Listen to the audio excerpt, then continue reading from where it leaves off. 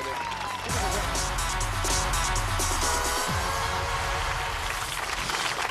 Welcome back, talking with Michael Johns. I think prematurely, perhaps, eliminated from the competition. Yes, definitely. Tonight. Michael, definitely. Yes, boo, boo. You've been singing since the age of 4, is that right? Well, not like professionally. Right. But yeah, I mean, music's always been in my family. It's a big part of our family. We had like a piano growing up. We'd all sit around it and stuff like that. My mum had an amazing voice, kind of like Doris Day a little bit. Like she would always be singing, and my brother plays piano, my sister sings. So, you know, it was always So you were around. exposed to it. So this begs the question for me. We've talked about your age, not inappropriately.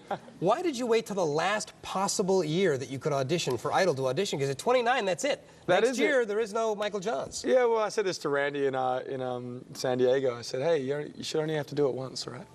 Yeah, but a lot of audition people, it takes them a lot more times than that. Was there a point at which 5 years ago you're watching the show and you're like, no, I don't want to be on that? Not so much. I mean, when the show first came out, I had a deal at the time with Maverick Records, and the music industry has just gone through so many problems in the last like 6-7 years, you know. And so it just wasn't the right timing. And then I had another opportunity with Columbia, but you know, labels were like folding. I was like, don't sign me if you want your label to be around in 6 months. Seriously. So people were losing their jobs and everything. And then, you know, this year just happened to. Everything seemed to line up, and honestly, I don't think I don't know how if I would have handled it as well, as this was like the right timing for me, I think. The maturity and the age, because you seem very composed. And just appreciating, you know, as you get older, you just appreciate things more, you know, so everything's just a gift, so. Yeah, what were your expectations going in? Did you walk in going, well, I know I'm going to make it to Hollywood? I mean, you've been around for a while. You know, you're sitting in San Diego in front of 20,000 people, and you're just seeing half the stadium walk that way, and then a couple of people go that way, you know? Yeah. And so after like 6 or 7 hours sitting there, I'm like, oh gosh, you know what I mean? So that was for me the hardest thing. And then I said in an interview once, everything gets a little bit more in your control as the competition goes on. Like, so if you can go up there on the stage and leave it all up there and walk off proud, you know, you can't help what happens. And that's what you felt you did with Dream On, because I know that you got criticized for song choice, but you felt like as you said to Ryan, I'm happy to go out on this song. I left it all on the stage. Did you do that? Yeah, absolutely. And you know, I don't even know if Simon had heard that song. You know what I mean? I mean, it's such an American. Something tells me he's heard of Aerosmith. But I'm saying it's such an American classic, you know, and it's not necessarily wasn't the biggest song like in Australia or England or stuff like that, you know. But it was a special song for me, and you know, A Day in the Life, for instance, right? We put it all together, and I flubbed some lyrics that no one knew that I did, because I just changed them up a little bit. And if I had gotten voted off that night, then I'd be pretty distraught. Yeah, you know, because you wanted to go out on something that you felt like you gave your best on. Yeah, and so leaving there, you know, I hit all those high notes and everything and walked off, and I was, you know, I was happy. Yeah. So. All right, I got to ask you a style question here. My wife called me as soon as she saw the results. She said, I want to know at what point did Michael Johns decide to bring the ascot back into fashion?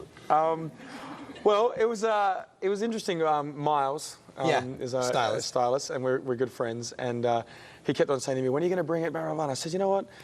You know, if you start, you've got to get the public to know you a little bit and actually, like, not just think. You can't come out wearing just, like, leather coats and everything and just sing, you know what I'm saying? Or suits and stuff.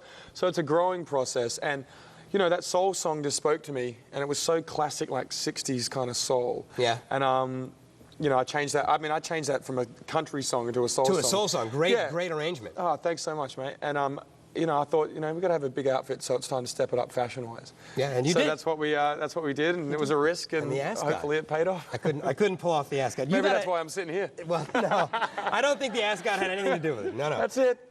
You've had quite a journey. You were talking about seeing all those thousands and thousands of people in San Diego, all the way down to the top 8. Yeah. Let's take a little look back at your trip to Idol.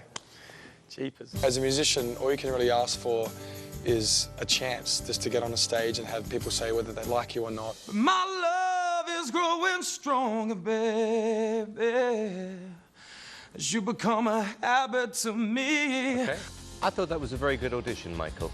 Oh, wow. Yeah, you're like a white soul singer. Good soulful sound. I like it too. You're through, Michael. Welcome to Hollywood, baby. This was my last year I could even audition, so it was like, you got to go in there and just kill it.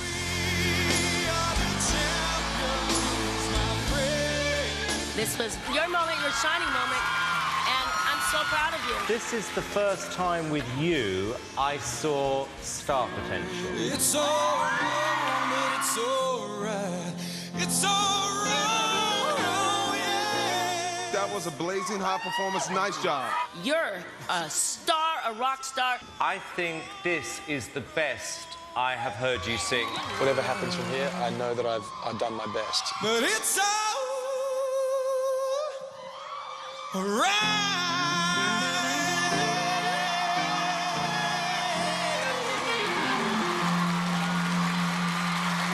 Paula is right, man. You are a rock star, definitely. How do you want to be remembered? When you look back, you know, whatever, 20, 30, 40 years from now, how do you want to be remembered for your time on the show? You know, Simon Cowell said it. He goes, "There's a good guy." As a good guy. Good guy, you know? Any advice you would give to somebody sitting at home watching, thinking, man, maybe I'll audition one day? You know, don't go in with an agenda. I mean, you got to, you know, the camera. We once were told early on, they said, like, you know, anytime you're fake, anytime you're not real, there's nothing better than that. HD camera is the best lie detector in the world. It'll show it. It'll show it every time. And, you know, you just go up there and be yourself, show your soul, and hopefully people like it. All right, man. Hey, thank you so much for being with us. I know there's some people out here that would like some autographs. You mind signing a few autographs? Yeah. Head right on down there, sign some autographs. Thanks, Michael Johns. Michael Johns, folks, give it up for him. Well, if you just can't get enough Idol, tune in Wednesdays before the show. Walk the red carpet with Kimberly, Rosanna, and Justin on TV Guide Network's Idol Tonight. Stick around. When we come back, Blake Lewis performs his new single. Plus, we're going to hear from Idol Gives Back celebrities Reese Witherspoon, Fergie, Carrie Underwood, and Jordan Sparks. It's all right here on American Idol Extra.